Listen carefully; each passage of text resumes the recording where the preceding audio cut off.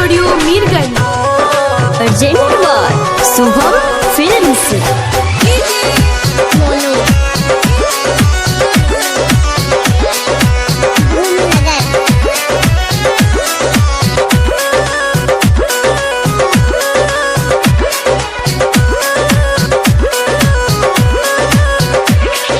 बड़ी बेवफा है जानू, बड़ी बेवफा है, बड़ी बेवफा है जानू, बड़ी बेवफा है, बड़ी बेवफा है तू तो बड़ी बेवफा है। इतना बता दे मुझको, इतना बता दे मुझको, क्या मेरी खता है। बड़ी बेवफा है तू तो बड़ी बेवफा है, बड़ी बेवफा है जानू, बड़ी बेवफा है।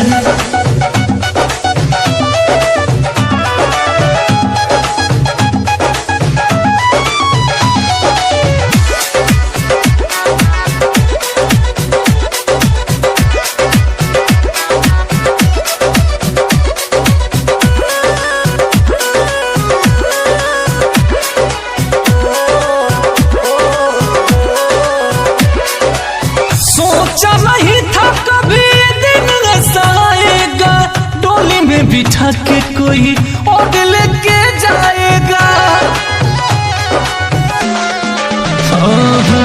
सोचा नहीं था कभी दिन ऐसा आएगा, डोली में बिठा के कोई और लेके जाएगा।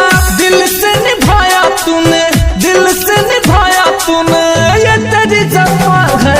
बड़ी बेवफा है जानू, बड़ी बेवफा है, बड़ी बेवफा है तू तो बड़ी बेवफा है।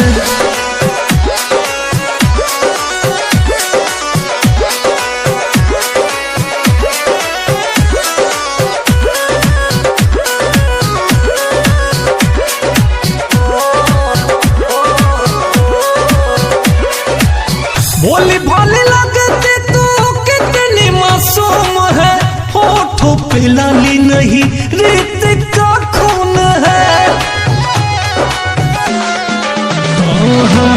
भोली भाली लगती तू कितनी मासूम है, होठों पे लाली नहीं रेत का खून है। मुँह न मासूम पे ये, मुँह न मासूम पे ये कौन सी अदा है। बड़ी बेवफा है जानू, बड़ी बेवफा है, बड़ी बेवफा है तू तो बड़ी बेवफा है।